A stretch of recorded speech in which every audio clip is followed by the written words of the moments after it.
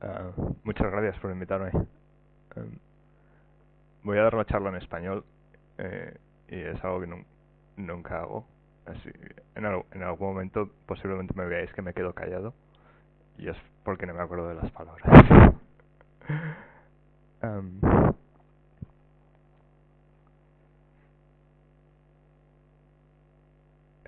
Voy a presentar este paper, A Comprehensive Symbolic Analysis of TLS 13.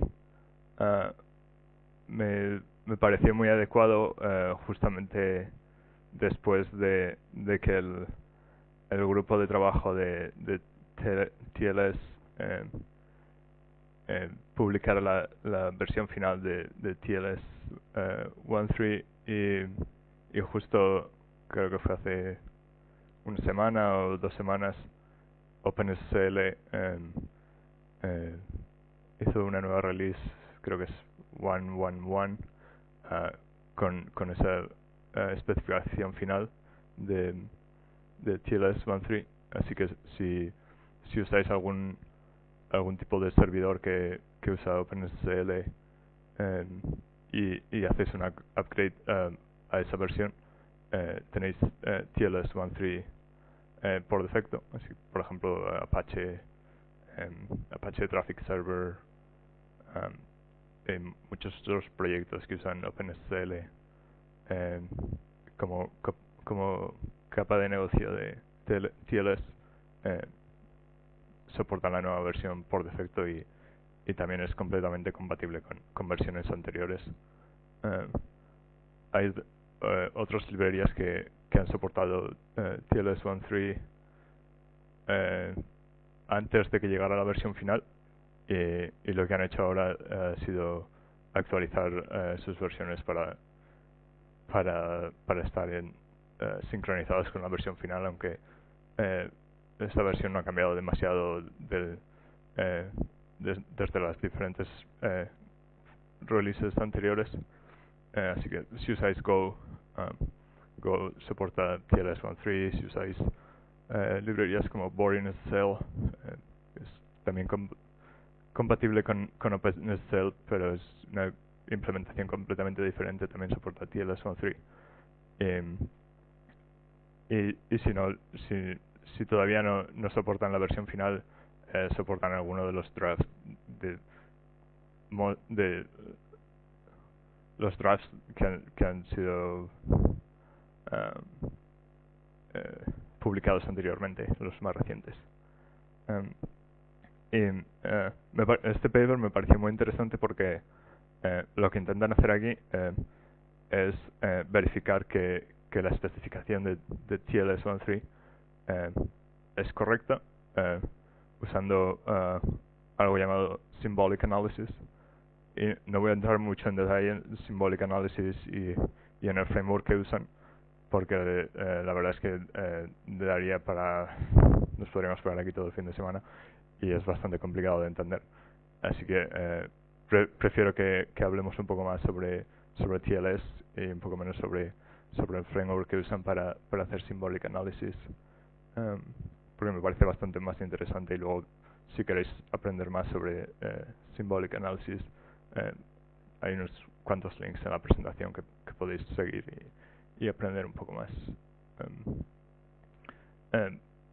Como resumen, lo que intentan hacer es, con Symbolic Analysis, es verificar que la especificación de TLS 13 es correcta y es segura.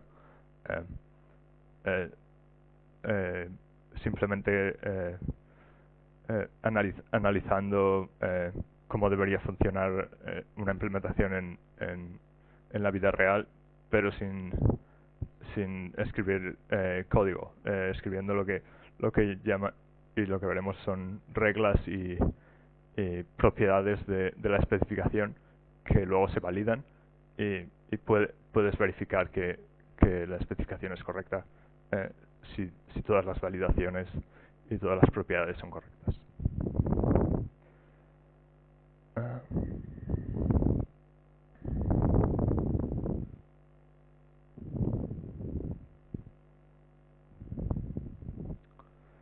Ah.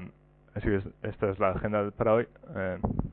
motivation, un poco lo que acabo de explicar. Vamos a ver lo que ha cambiado en TLS 1.3. No voy a hablar de todo lo que ha cambiado, pero voy a hablar sobre las cosas más importantes que han cambiado y sobre las cosas que este paper se centra más. Luego hablaremos un poco de modeling the protocol. Es como los investigadores han modelado el protocolo siguiendo este framework para especificaciones de seguridad. Hablaremos un poco del modelo de riesgo y algunas cosas que intentaron probar para ver si realmente TLS 1.3 era seguro. Hablaremos también del análisis, los resultados que observaron. Otra de las cosas interesantes de este paper es que hay resultados buenos y hay resultados malos, y siempre está bien, parece que está bien saber que por lo menos hay algo que detectaron que no era completamente correcto y lo pudieron verificar y lo pudieron presentar al grupo de trabajo de TLS y lo pudieron discutir y ver si realmente querían aceptar la especificación con ese riesgo o no. Y luego hablaremos un poco en la conclusión sobre artículos relacionados y otros links a otros recursos sobre TLS 1.3 y Symbolic Analysis.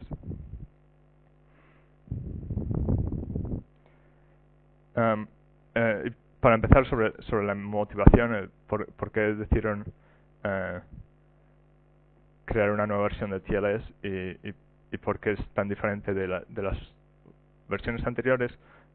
Creo que está bien volver un poco hacia atrás y preguntarnos cómo funciona Internet y por qué han tomado estas decisiones en lugar de seguir con el sistema que usaban para actualizar versiones de TLS, porque decidieron un poco empezar de cero y crear el nuevo protocolo sin basarse exclusivamente en las versiones anteriores de TLS. Y una de las cosas más significativas es que hasta TLS 1.2 todas las modificaciones que se hacían al protocolo eran a posteriori y normalmente estaban motivadas por bugs que la gente encontraba en el protocolo. Y sobre todo desde 2011 ha habido una serie de riesgos de seguridad que se han descubierto en TLS y la forma de trabajar y la forma de modificar el protocolo era básicamente crear una extensión del protocolo y aplicar parches sobre la versión inicial del protocolo. Y especialmente en los últimos 7 años la forma que tenemos de comunicarnos en Internet ha cambiado muchísimo y pasamos de no usar conexiones seguras en casos muy puntuales a tener que usar conexiones seguras todo el tiempo. Y a día de hoy cualquier conexión que sea insegura está básicamente comprometida y no se puede garantizar nunca más que lo que estás viendo en Internet en una conexión insegura es realmente lo que la persona que creó ese contenido realmente puso en Internet. Así que poder razonar sobre el TLS y poder modificarlo sin tener que esperar a parches de seguridad fue una de las grandes motivaciones porque el grupo de trabajo decidió empezar un poco de cero y crear el protocolo sin seguir la especificación y la forma de trabajar que tenían antes. Y como decía ahora mismo, al final en los próximos años aunque me gustaría más que fueran los próximos meses, todas las conexiones en Internet van a ser seguras, aunque no lo queramos. Este gráfico es de otro paper, pero ya podéis ver que en enero de 2016 los servidores de Google ya respondían a conexiones seguras en 80% de las veces. Mozilla también hace públicos información sobre el tráfico que pasa por Firefox, y en los últimos años, como podéis ver, el número de conexiones seguras ha incrementado exponencialmente, y una de las cosas interesantes es que en enero de 2016 Let's Encrypt es la certificación Certificate Authority de certificados para TLS, lanzó, y después de unos cuantos meses el tráfico, especialmente en Japón, el tráfico seguro en Japón, como veis, empezó a incrementar exponencialmente, y de aquí hacia adelante esto ya no va a cambiar, y la única forma de que vamos a ver esos gráficos es ir hacia arriba más y más y más, hasta que en algún momento alguien decida que ya no van a soportar conexiones inseguras y no van a servir nada de tráfico sobre conexiones inseguras. Netlify, la compañía para la que trabajo, está muy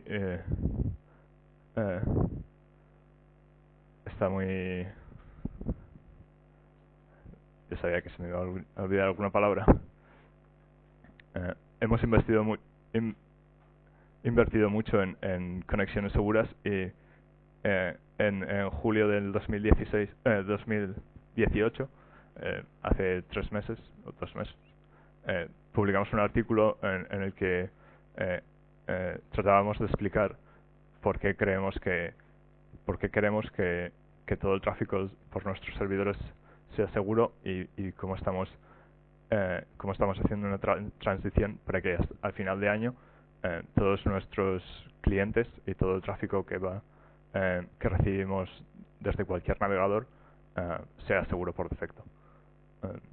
Y nosotros todavía somos una compañía muy pequeña, pero veremos situaciones muy parecidas durante el final de este año y el año que viene, con compañías mucho más grandes, como Google y cualquier compañía mucho más grande. Cloudflare, que ahora mismo creo que que manejan casi el 30% del tráfico de Internet, están haciendo también mucha campaña para asegurarse de que todo el tráfico que va por sus servidores es completamente seguro. Ofrecen muchas facilidades para sus clientes para crear certificados, para conectarse de forma segura a servidores de origen desde sus CDN, y muchas otras cosas más. Entonces, esta gráfica lo único que va a hacer es seguir hacia arriba, y la forma que TLS funcionaba hasta ahora, era muy difícil que todas estas iniciativas culminaran en la forma que lo van a hacer esperemos que en el próximo año posiblemente. Otra de las motivaciones por las que el grupo de trabajo decidió empezar con TLS 1.3 era porque había habido otros intentos de arreglar las cosas que fallaban y que no eran completamente correctas en TLS 1.2, y hasta entonces la única forma era o crear extensiones sobre TLS, o como hicieron varios ingenieros en Google, era básicamente reimplementar tu propia capa de negocio de seguridad. Y en 2016 publicaron este paper de Quick Transfer Protocol, que en alguna manera sienta las bases para para el principio del desarrollo de TLS 1.3 y incorporaba varias de las features que vamos a ver en TLS 1.3 en unos momentos. The Quick Transport Protocol también tiene un grupo de trabajo y lo que han hecho es han trabajado conjuntamente con el grupo de trabajo de TLS para que puedan reemplazar la implementación que hicieron ellos al principio para la capa de seguridad con TLS 1.3 sin perder ninguna de las características que decidieron implementar en Quick.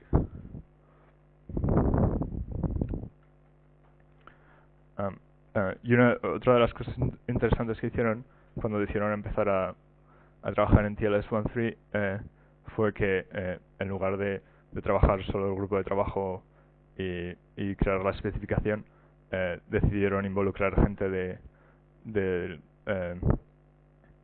investigadores académicos desde el principio y fomentaron muchísimo esa colaboración para que papers como el que estamos hablando hoy pudieran ser publicados mucho antes de que la implementación final de TLS 1.3 fuera publicada. Y ahí, si leéis el paper, al final en los recursos hay otros, y durante todo el paper hace menciones a otros grupos de trabajo y a otros investigadores que hicieron intentos similares de analizar TLS 1.3 antes de que se hiciera público.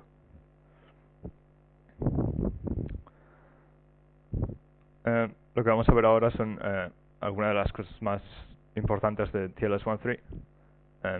Hay las especificaciones, creo que son como 70 páginas. No vamos a hablar de las 70 páginas. Lo he reducido a las cosas que creo que son más importantes y que también es una lista reducida de las cosas que explican en el paper. Uno de los cambios más notables que hablaremos también en unos minutos es que TLS 1.3 soporta 3 diferentes tipos de intercambio de claves. El primero es simple Diffie-Hellman con clave pública privada para intercambiar información de sesión, y luego con claves privadas para el tránsito de datos de la aplicación. Luego soporta algo llamado Pre-Shared Key Exchange, de lo que hablaremos en un minuto. Y esto fue también una de las cosas que salieron de Quick. Y también soporta Pre-Shared Key Exchange con Diffie-Hellman, porque simplemente usando Pre-Shared Key Exchange hay algunas de las funcionalidades y mejoras en TLS 1.3 que no son posibles simplemente usando esas claves compartidas a priori. Otra de las características diferentes en TLS 1.3 es que después del handshake de sesión, TLS 1.3 soporta un post-handshake en la que el cliente y el servidor pueden hacer otro tipo de operaciones que no necesitan ser efectuadas de forma síncrona, como actualizar claves o asegurarse de que la autenticación es entre el cliente y el servidor es realmente entre el cliente y el servidor que ellos esperan después de que se ha establecido la sesión inicial. Y esta nueva característica, como veremos, tiene otras repercusiones de las que hablaremos más adelante. TLS 1.3 también soporta nuevas formas de hacer el intercambio de claves en una sesión. La primera forma es la tradicional de full handshake. Es una implementación muy parecida a las diferentes versiones de TLS, con una una pequeña discrepancia que la hace un poco más rápida. Si sabéis cómo funciona el handshake de sesión en TLS12, el cliente le enviaba el client hello to the server, el server recibe el client hello y al cliente le envía las extensiones que soporta, el certificado, la verificación y le devuelve el mensaje al cliente para que el cliente pueda finalizar. Y una vez que el cliente recibe ese mensaje, envía un mensaje de finalización. Esto ha cambiado respecto a TLS12, porque en TLS12 el servidor también enviaba otro adicional mensaje de finalización después de este, con lo cual la configuración por defecto en TLS13 te ahorra un viaje del cliente al servidor, y después de eso ya la comunicación es segura y la transferencia de datos es simplemente a nivel de aplicación.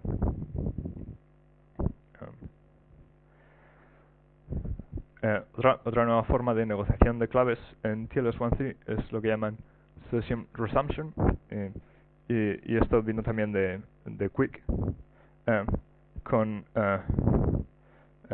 creo que en el paper de Quick lo nombran como algo de siguiendo la forma de trabajar de los clientes en el mundo real, que es básicamente una vez que se ha establecido una sesión inicial entre cliente y servidor,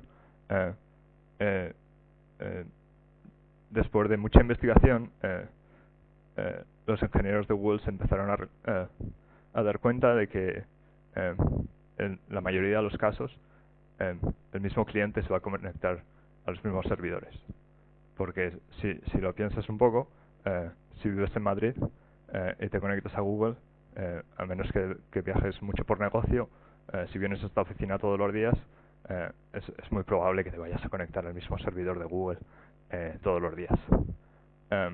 Entonces, si asumimos que eso es muy probable, también podemos asumir que el cliente puede cachear algo de información sobre la sesión de TLS, y cuando inicia el handshake por primera vez, si tiene esa información cacheada, puede enviar esa información al servidor, y el servidor puede validar que la información cacheada es correcta, y eso te ahorra casi toda la negociación del handshake. Obviamente si la información cacheada no es correcta, haría un fallback al full handshake y empezarías otra vez. Pero con esto también te ahorras un viaje entre cliente y servidor, con lo cual es mucho más rápido. Y si os conectáis a cualquier página de Google, si os conectáis a Gmail desde esta oficina todos los días, ya estaréis haciendo esta negociación. Esto tiene un problema que es que rompe una de las propiedades de TLS13, y por eso de la que hablaremos en un par de slides. Pero esta implementación usa esas pre-share keys que hablábamos hace un momento, y además si solo usamos pre-share keys es incompatible con Preferred Forward Secrecy, que explicaré en un minuto, y por eso añadieron la opción de que además de usar pre-share keys, también el intercambio se realiza con Diffie-Hellman con clave pública. Y luego, por último, el último de los mecanismos para hacer el handshake es lo que llaman Zero Round Trip Time, que también vino de Quick, que básicamente es como el mecanismo que veíamos antes, pero una vez que si tienes cacheado el handshake entre cliente y servidor y sabes que es correcto, se dieron cuenta de que realmente no necesitaban esperar a que el servidor respondiera que es correcto para empezar a enviar datos de aplicación. Entonces con el Zero RTT Handshake, básicamente a la vez que intentan realizar el handshake con las claves preestablecidas, el cliente es capaz de empezar a enviar datos de aplicación. Y si el handshake que está preestablecido es correcto, la aplicación puede empezar a procesar esos datos sin tener que esperar a que se realice todo el handshake de TLS. Con lo cual te evitas todos los viajes de cliente a servidor solo para negociar certificados.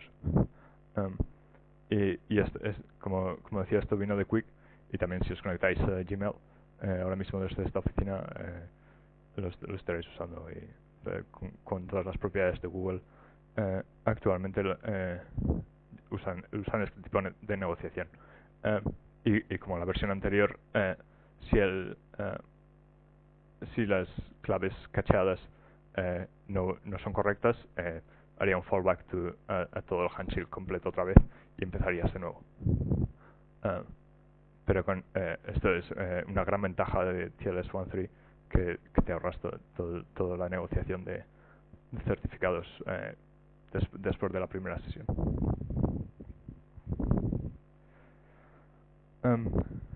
El grupo de trabajo de TLS estableció unos cuantos objetivos y propiedades de seguridad que esperaban que TLS 1.3 tuviera.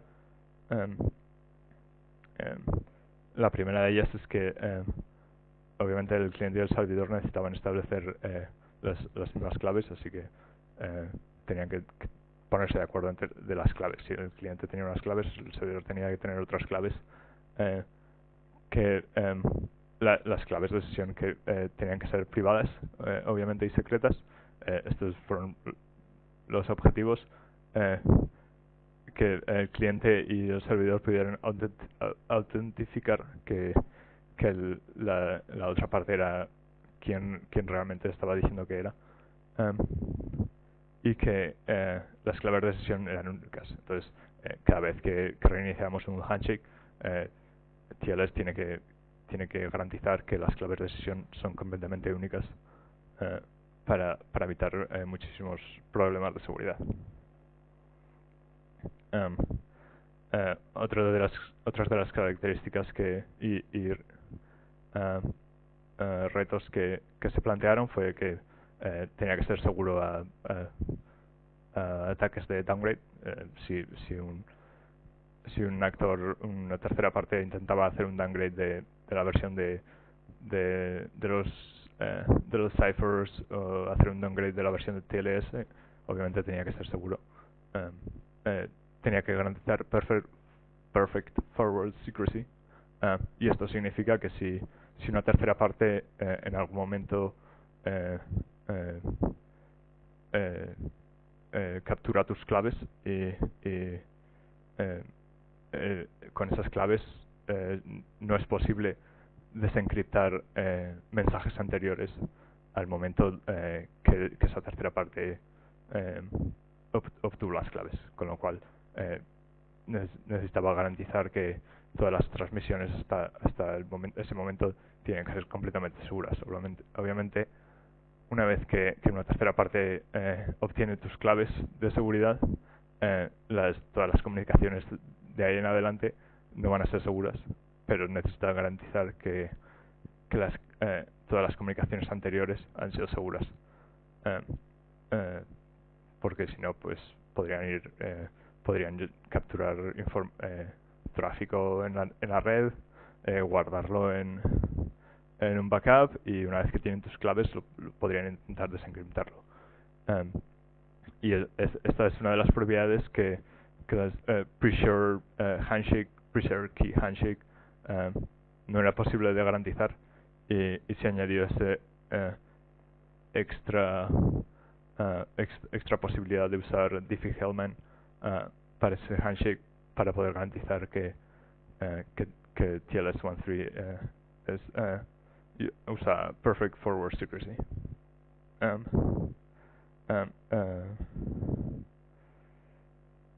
Muy parecido a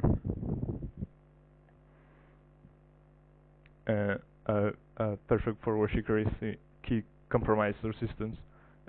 Básicamente necesitan garantizar que si una tercera parte se obtiene las claves, que no pueda impersonar a otra persona, sino que solo pueda usar esas claves como sí mismo.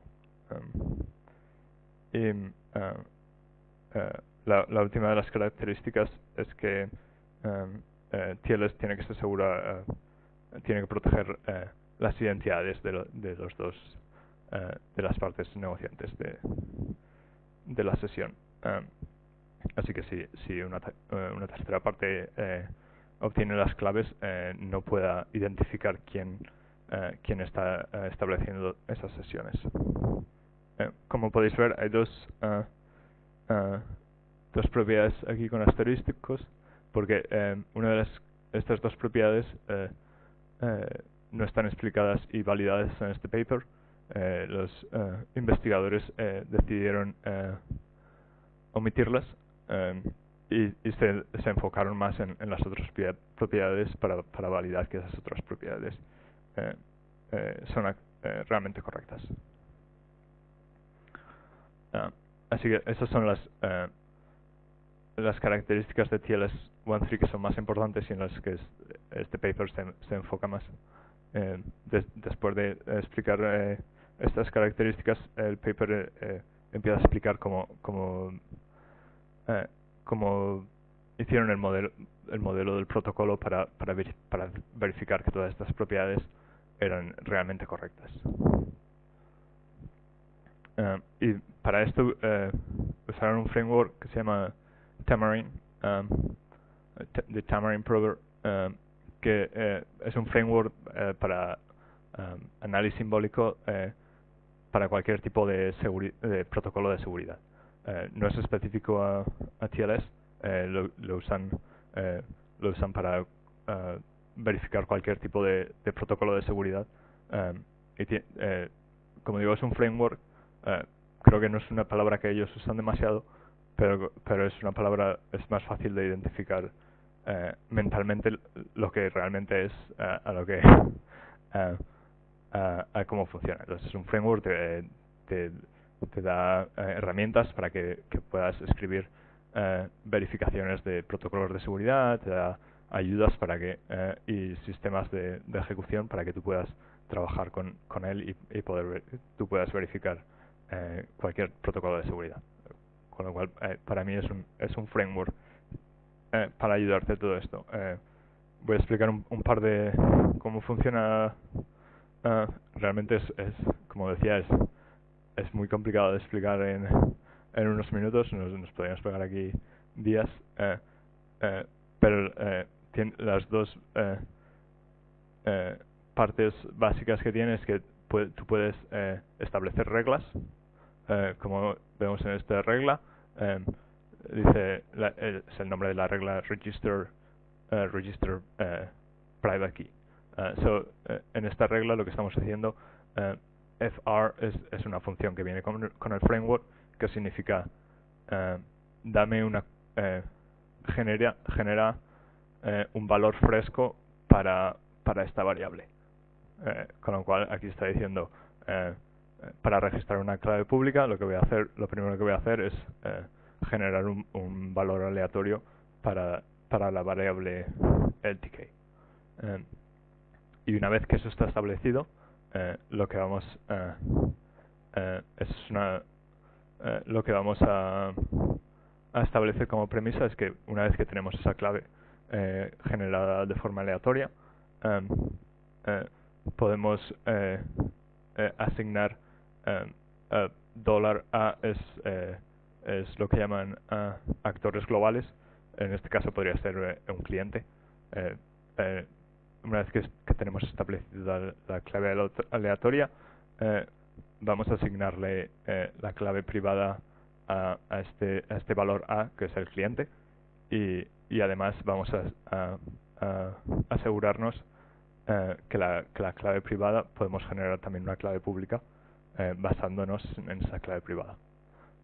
Y como veis, una vez que lo explicas con palabras, no es difícil de entender, pero cuando ves simplemente las letras en pantalla, es como, ¿qué está pasando aquí? Entonces, los investigadores usan este framework para verificar y para explicar todas las propiedades que quieren verificar sobre TLS. Como decía, no vamos a entrar en detalle en la propia verificación, porque este es un ejemplo básico, así que podéis imaginaros que la verificación es bastante más complicada de entender, pero os daré un enlace más tarde para que la podáis ver, para que podáis ver. Y luego también el framework también define lo que se llaman lemas, que en este caso son propiedades que tú verificas después de que has establecido las reglas. Así que una vez que tienes las reglas, este lema lo que está estableciendo es que la clave de sesión es realmente secreta y que no corresponde con ninguna otra clave de sesión. Y de nuevo, os lo puedo explicar así en 30 segundos, pero cuando ves esto, si no conoces el framework, es muy difícil de seguir. Y tampoco quiero entrar en muchos detalles sobre cada una de estas líneas, pues nos podríamos poner aquí todo el fin de semana. Así que usaron este framework para verificar y establecer todas las propiedades de TLS-1.3 y asegurarse de que la especificación era válida o no. Una de las cosas que hicieron diferente de otros papers y otros investigadores es que en lugar de otros papers se enfocan mucho en aspectos muy concretos de TLS, y este paper lo que hicieron es se intentaron enfocar, ser lo más realista posible y seguir la especificación todo lo que pudieron para poder crear una verificación del protocolo completo en lugar de solamente una parte de TLS. Aquí otro ejemplo de una regla, y esta regla es básicamente una regla para establecer que uno de los actores, ya sea el cliente o el servidor, puede enviar un stream de datos con información y hacer el intercambio de handshake. Pero aquí lo que están intentaron hacer todo esto con toda la especificación TLS.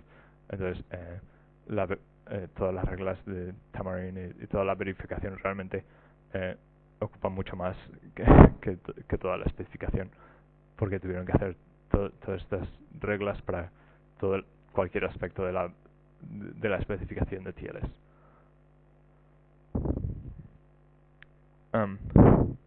Y al final lo que obtuvieron fue una representación de todos los intercambios de información entre clientes y servidores, en los que podían asociar cada uno de los pasos de la especificación con lemas y reglas de Xamarin. Así que podrían decir, bueno, pues vamos a verificar que el full handshake es correcto.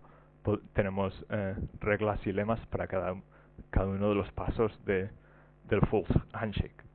Y cuando tenemos cada uno de estos pasos completamente identificados y verificados, si ejecutamos el traductor de reglas, el traductor tendría que decirnos que la especificación es correcta o no.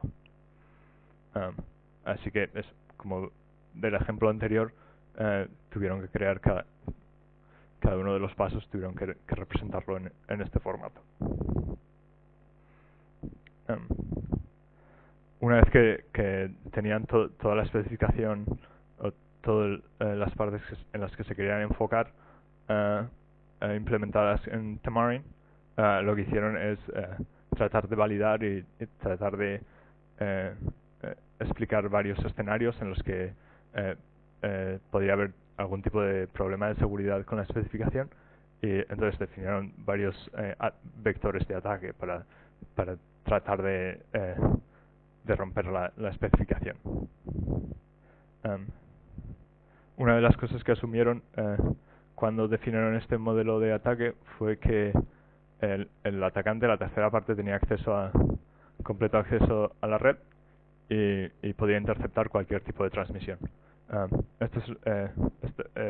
Venía definido en este otro paper, Dolev-Joe Model, creo que es del año 83, y es un paper que explica las reglas para asumir que una tercera parte puede ganar acceso a tu red y como investigadores pueden tomar eso como algo asumido y poder hacer verificaciones y poder establecer todos estos tipos de sistemas de seguridad basándose simplemente en el hecho de que cualquier tercera parte puede ganar acceso a tu red en cualquier momento.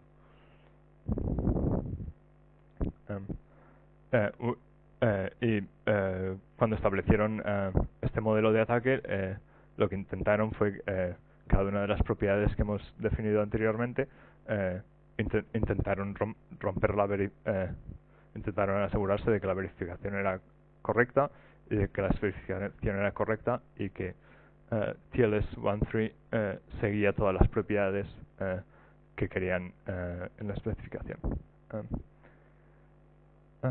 Y nuevamente lo que hicieron fue declarar todas estas propiedades con Tamarin y crearon lemas para cada una de estas propiedades y pudieron, ya una vez que tenían el modelo, Tamarin podía verificar que todas estas propiedades son correctas. Y dan un par de ejemplos. Este es que básicamente el cliente y el servidor verifican que Entity Authentication es correcto y que el cliente sabe quién es el servidor y el servidor sabe quién es el cliente correctamente, y que no hay terceras partes. Incluso cuando hay una tercera parte que tiene acceso a la red, esa especificación es realmente correcta y no hay problema. Una vez que se ha establecido el handshake de sesión, no hay ningún tipo de riesgo de que esa tercera parte que tiene acceso a la red pueda afectar esta propiedad de TLS.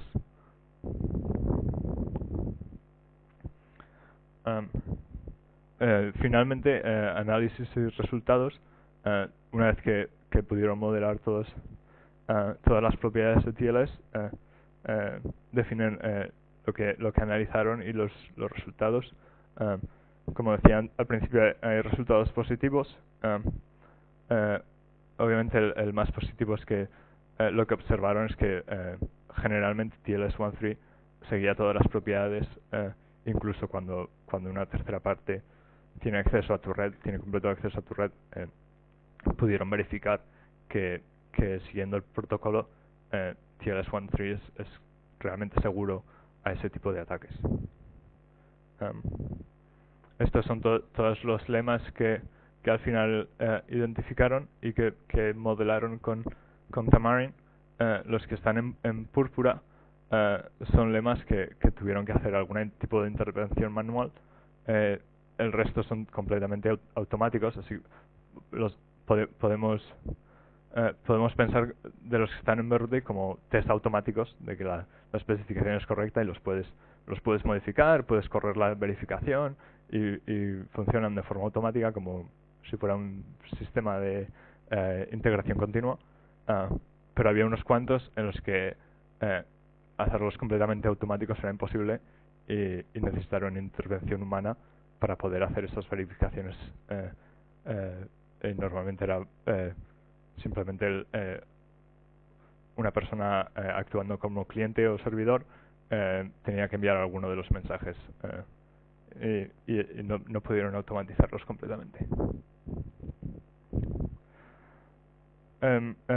Encontraron algo que era un poco raro en TLS13, en lo que hablábamos al principio en los post handshakes.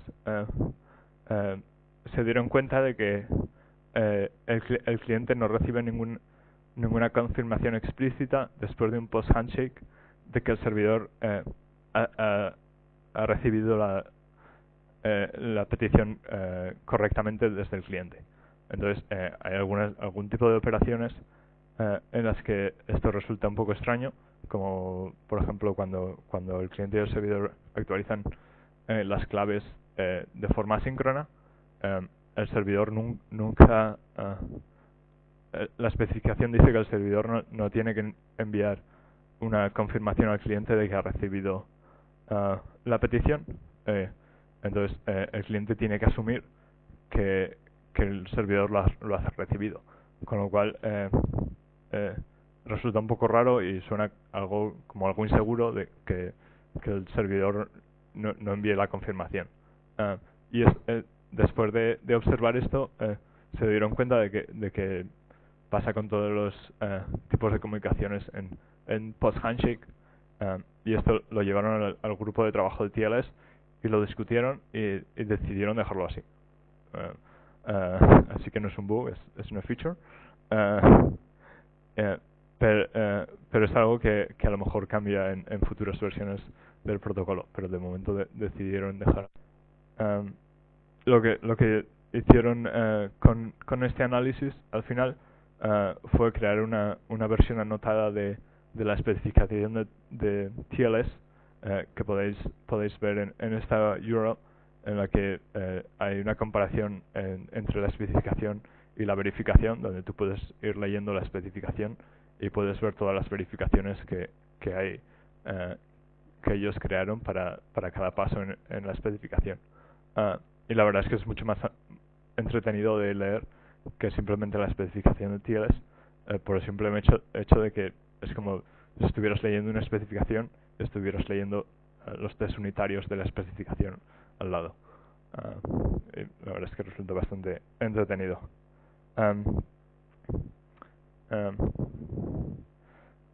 Como mencionábamos antes, hay partes de esta nueva especificación que no satisfacen la forma tradicional de ver forward secrecy, y dejan un poco a la persona que está implementando la negociación entre cliente y servidor decidir si quieren implementarlo correctamente o no. Hay varias razones por las que a lo mejor no te interesa implementar forward secrecy completamente correcto. En algunos casos, sobre todo en temas de IoT, no es necesario ser tan estricto, y a lo mejor resulta mucho más útil tener un handshake mucho más rápido sin usar Diffie-Hellman. Pero es en casos muy puntuales, pero al final el grupo de trabajo decidió dejar esa opción en la especificación, y así que el que implementa la negociación del cliente-servidor puede decidir si realmente necesita forward secrecy o no. Parte de los diagramas que hemos visto al principio los he copiado de este blog. Es muy interesante, es del 2015, así que está un poco desactualizado de la versión final de la especificación, pero es muy interesante porque le explica paso a paso todos los tipos de handshakes y cuáles son exactamente las diferencias con versiones anteriores de TLS. Y eso es todo. Muchas gracias.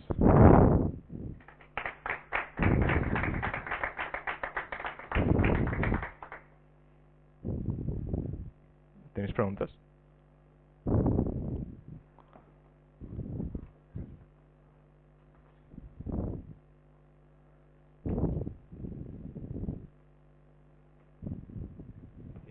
Bueno, gracias por la charla, muy informativa. Yo quería saber si a partir de este tipo de papers la gente que ha realizado especificaciones se plantea formalizar una especificación como una serie de reglas en Xamarin o cualquier otro framework formal y dejar el texto humano como comentario. Es una buena pregunta. Yo creo que es muy informativo tener este tipo de verificaciones, pero al final no todo el mundo que trabaja en las especificaciones tiene el conocimiento de necesario para poder crear todos estos tipos de verificaciones. Y creo que resulta mucho más interesante cuando este trabajo es en común, en lugar de tener o solo texto o solo verificación. Y es una de las razones por las que me pareció bastante particular este paper, y porque TLS 1.3 ha sido particularmente bien recibido tanto en ámbitos académicos como en industria, porque facilitaron esa colaboración. Entonces el grupo de trabajo estaba en constante comunicación con investigadores, por ejemplo los que escribieron este paper, para estar seguros de que estaban en comunicación y que las dos partes tenían conocimiento de cosas que iban a cambiar, o los descubrimientos que estaban haciendo los investigadores y todo esto. Entonces creo que es mucho más interesante cuando hay una colaboración de este tipo, que no tener solo texto o solo una verificación, porque al final también depende de tu capacidad para poder expresarte de forma texto o poder expresarte con una verificación.